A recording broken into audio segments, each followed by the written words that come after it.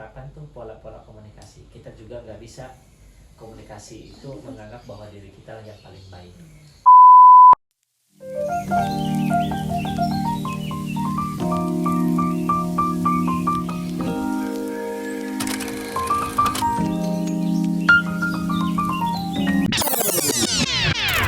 Assalamualaikum warahmatullahi wabarakatuh. Waalaikumsalam warahmatullahi wabarakatuh. Selamat pagi teman-teman semua, dimanapun berada, semoga sehat selalu dan bahagia selalu. Nah, kali ini ketemu lagi bersama saya Suhaimah dalam Komnas Perlindungan Anak dalam acara podcast. Nah, kali ini tentunya saya udah bersama pemateri kita yang sangat hebat sekali, Pak Oji. Assalamualaikum. Waalaikumsalam. Gimana kabarnya, Pak? Alhamdulillah sehat, luar biasa. Alhamdulillah, lama ya Pak, kita nggak pernah ketemu nih. Iya, pertemuan pertama sih, gitu. Nah, kali ini kita akan ngebahas materi yang nggak kalah penting dan nggak kalah seru kayak pertemuan pada kemarin. Nah, kali ini tentang pola komunikasi antara orang tua dengan anak. Nah, sebelumnya lebih baik kita kenalan dulu nih. Siapa Boleh. sih Pak Oji ini gitu. Nah, silakan Bapak. Siap. Oke, terima kasih. Assalamualaikum warahmatullahi wabarakatuh. Waalaikumsalam warahmatullahi Salam kenal ya, Ai. Sebelumnya saya hanya Kenal. tahu dari kontak WhatsApp ya. Ya, Kita betul. komunikasinya via WhatsApp.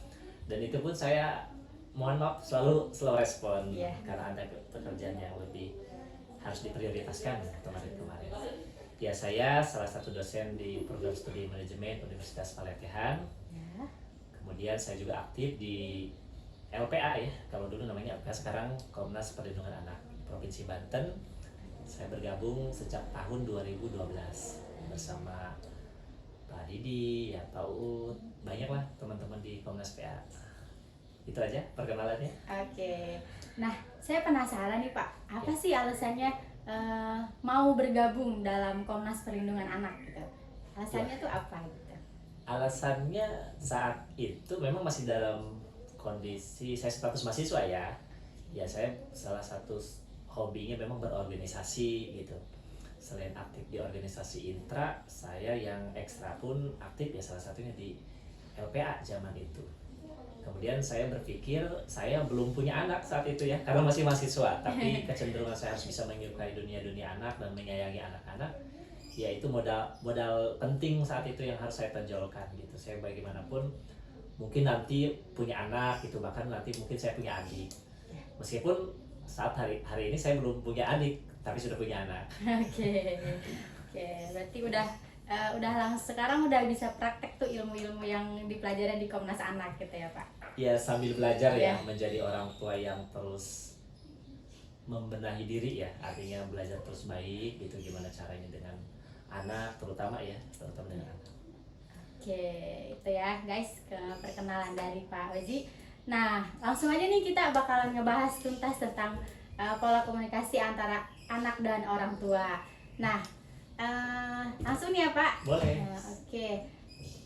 Sebenarnya ngedenger kata komunikasi gitu, sepertinya itu jadi poin penting di setiap hubungan, entah itu keluarga, entah itu pertemanan, entah itu pasangan gitu.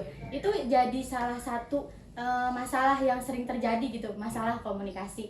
Nah, sebetulnya apa sih yang menyebabkan komunikasi ini jadi sorotan utama permasalahan-permasalahan yang ada di dalam hubungan itu gitu? Oke, siap. Saya bercerita ya. Oke, Ya, siap. saya belum pantas kayaknya kalau harus bercerita, saya menggurui banyak orang tua nanti. Tapi saya lebih suka ya sharing, mungkin silakan nanti dikoreksi kalaupun ada kekeliruan. Bagi saya komunikasi di keluarga ya, utamanya orang tua dan anak, memang sesuatu hal yang penting gitu. Bahkan komunikasi itu menjadi pilar pertama. Anak akan terjun ke sosial, bahkan mengenal mulai dari kepercayaan, kemudian percaya dirinya, kepribadian dan lain sebagainya, ya diawali dari yang fundamental adalah komunikasi. Nah, kita kembali lagi, kalau berbicara komunikasi, tentu ini sesuatu hal yang perlu kita persiapkan. Jadi ibarat kata kalau anak ini usianya masih tahap mengerti ya ibarat kata seperti memori yang masih kosong. Apa yang dia cerna, apa yang dia dengar, maka itu yang terekam gitu. Saya berbicara ini ya atas dasar pengalaman dengan anak saya yang seusia sekarang gitu ya. Ini berbeda halnya mungkin dengan orang tua yang sudah punya anak dan itu berjenjang usianya, mungkin ada yang kelas 2, kelas 3, udah sekolah, bahkan udah SMA gitu ya. Ini akan berbeda-beda gitu. Maka saya hari ini akan ceritanya apa yang saya alami gitu. Poin penting yang perlu kita pahami dalam komunikasi, kalau kita mau jadi komunikan yang aktif ya, artinya mudah didengar, maka kita perlu juga jadi pendengar yang baik gitu. Itu yang paling penting. Nah, kenapa selalu ada masalah dalam komunikasi? Ya, itu nggak perlu dicari.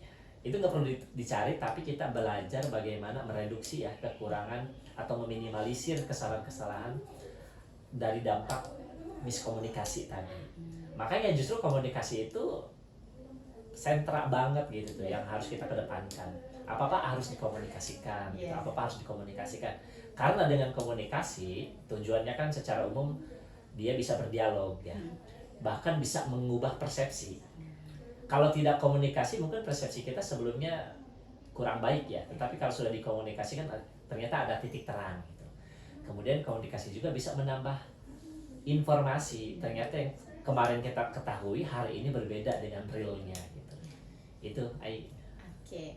Berarti dengan komunikasi itu kita bisa ketika satu hal, misalkan dalam sebuah hubungan pasangan misalnya. Betul.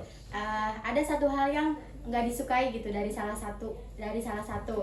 Nah, ketika kita mengkomunikasikannya, si konflik ini bisa jadi tempat untuk saling membangun, tempat untuk saling mengerti. Betul. Gitu. Oke, berarti ini ngomong-ngomong hubungan ada apa? enggak, maksudnya hubungan keluarga, pasangan, keluarga teman, ya, gitu siap, Pak. siap. Oke, nah lanjut lagi nih Pak. Apa sih kalau misalkan komunikasi itu misalkan dalam keluarga, nah komunikasi ini tidak terjalin dengan baik gitu, apa sih yang terjadi gitu kalau misalkan komunikasi itu tidak berjalan dengan baik? Pertama memang yang saya amati ya semenjak ya berkeluarga ya, misalkan kita mau uji apa ya test case ya di keluarga, mana sih orang yang cenderung dia vokal banyak berbicara. Kalau di keluarga saya pribadi misalkan saya yang paling banyak ngomong gitu ya, kemudian istri kecenderungan banyak mendengar. Tetapi ketika kita menemukan clue-nya ya yang membuat dia nyambung gitu ya, sama-sama suka ngobrol, sama-sama suka berkomunikasi dan terbuka gitu. Makanya dalam komunikasi yang tadi saya sampaikan ya, kalau kita komunikasinya berjenjang mungkin dengan anak usia 2 tahun, 3 tahun dan seterusnya, itu akan menggunakan pola yang berbeda. Nah, pola-pola inilah yang mungkin kita perlu relevansikan ya, atau mungkin kita sesuaikan gitu, kita inovasi lah. Kalau kita komunikasi dengan anak usia 2 tahun, hampir semua orang tua menganggap bahwa itu nyambung gitu ya. Kita anggap nyambung aja, meskipun padahal apa ya kosakata yang tadi disebutkan si Ade misalkan. Tapi kalau udah komunikasi dengan usia yang anaknya sudah cakap gitu ya, dengan kosakata yang jelas, kita kan akan memberikan feedback yang jelas pula. Jadi ada kecenderungan orang tua lebih banyak mendengar kalau untuk usia-usia tertentu gitu, ketimbang dengan usia-usia yang sudah matang, artinya sudah paham mana komunikasi dan dia bisa memberikan feedback. Komunikasi yang berjenjang berarti ya Pak. Berarti bener tuh kalimat siapa yang dihadapi dengan, pokoknya siapa yang lawan bicara kita gitu. Jadi kita harus menyesuaikan gitu ya. Siapa yang jadi teman berbicara kita gitu. Oke. Nah, kalau misalkan kita mau menciptakan pola komunikasi yang baik gitu antara orang tua dengan anak, menurut Bapak langkah awal yang bisa kita terapkan itu apa sih Pak? Ya. Kalau saya mungkin lebih cenderung misalkan begini, kalau anak itu kan ada tipikal anak ya, mungkin ada yang dia aktif atau pasif ya, maka kecenderungan komunikasi pun kita harus menyesuaikan dengan apa yang membuat dia bersemangat misalnya. Ada beberapa pola ya yang pernah saya baca juga dalam teori komunikasi itu, salah satunya ini juga saya dapatkan referensinya dari psikolog. Jadi pola komunikasi itu hampir sama dengan pola komunikasi dengan orang tua. Misalkan ada pola komunikasi yang dia lebih banyak mengalah orang tuanya, artinya permisif ya, dia lebih banyak mengalah, mendengarkan dan lain sebagainya. Tapi kita akan lihat semua pola itu akan punya dampak juga. Kalau misalkan kita kecenderungan mengalah pada sesuatu hal yang menurut kita padahal salah, itu pun tidak baik gitu. Ada juga pola komunikasi yang dia demokratis ya, ada yang terbuka tuh. Nah, demokratis ini bisa kita sampaikan juga, misalkan dalam pola anak kita lebih dari satu ya.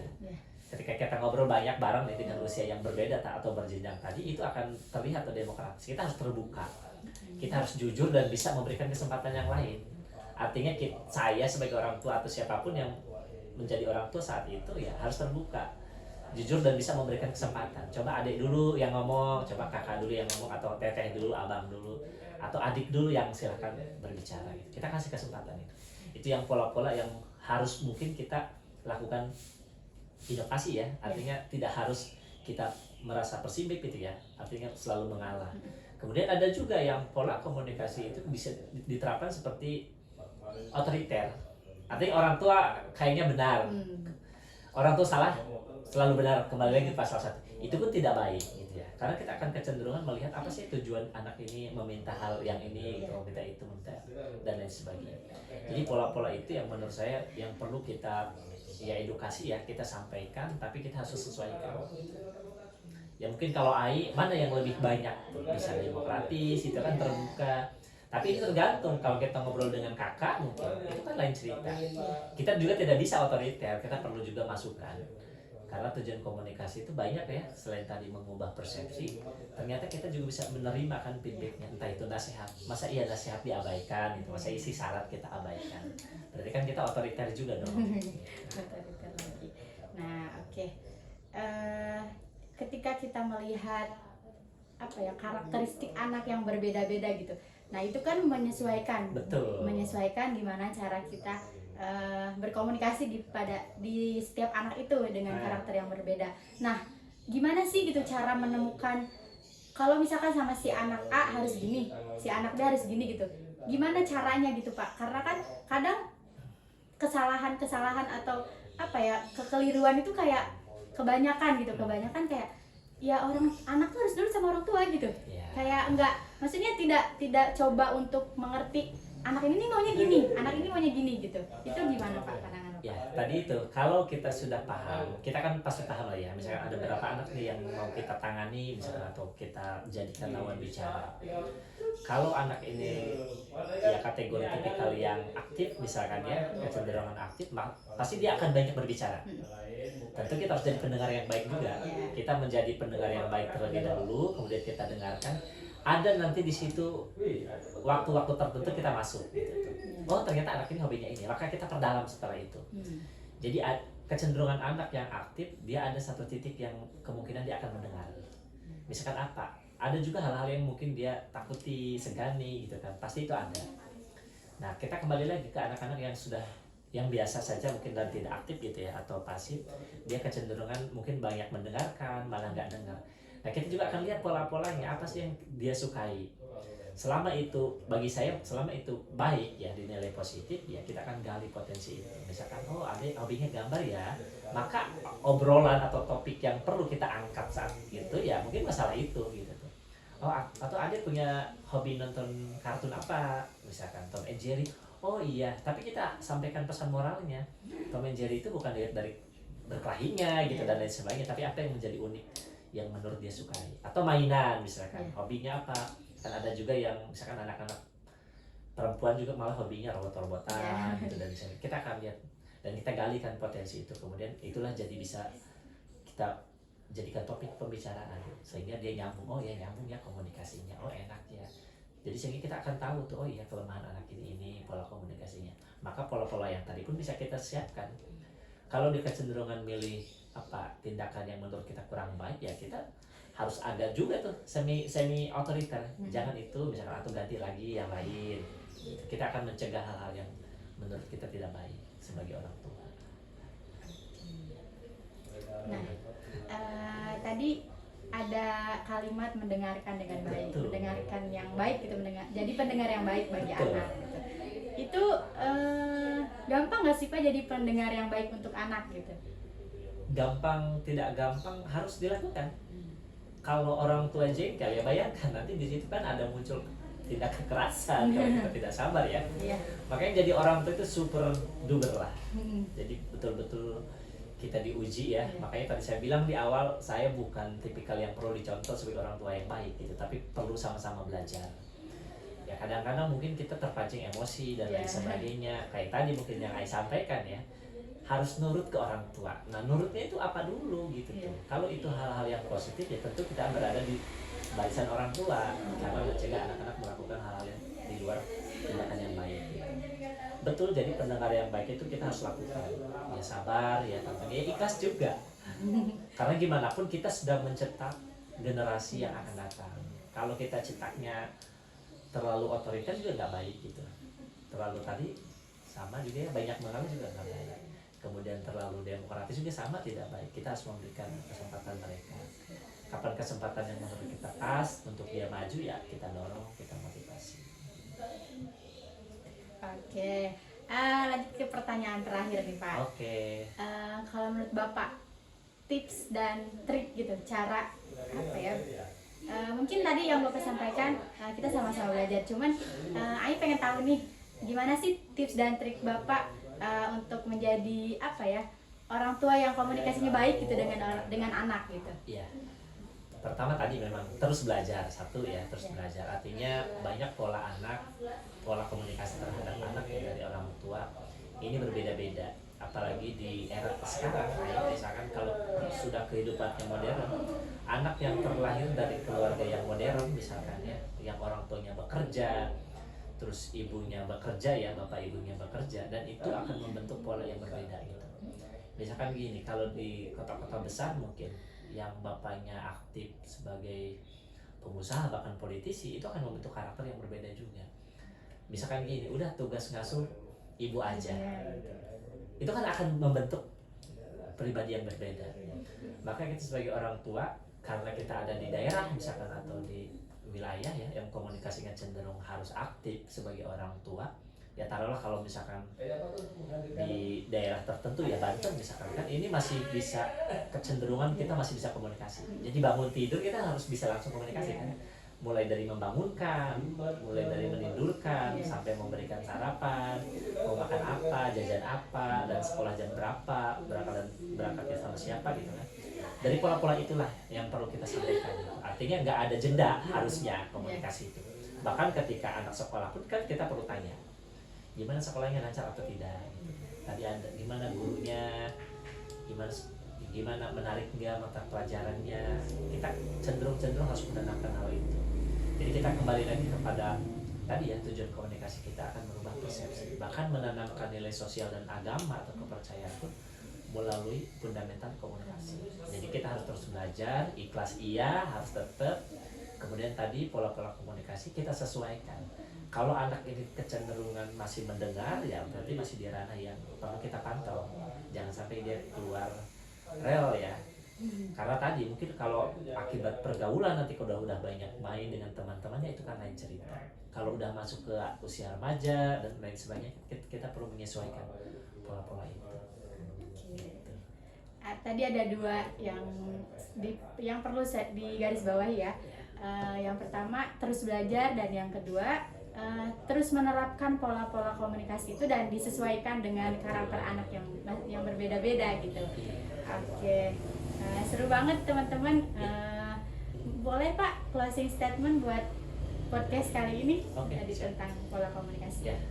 Pertama ya, kalau kita berbicara komunikasi yang tadi saya sampaikan, betul kita akan lihat dulu lawan bicara kita siapa. Kemudian feedback yang mereka harapkan. Kalau kita sebagai komunikan kan, atau yang menyampaikan isi pembicaraan, pasti mereka berharap apa sih yang perlu kita terima gitu kan, feedbacknya.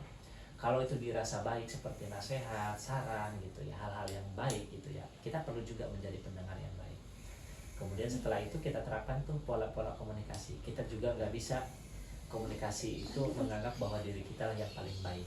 Tidak, tapi kita sesuaikan dengan pola-pola. Kadang kita harus juga bersifat tadi mengalah.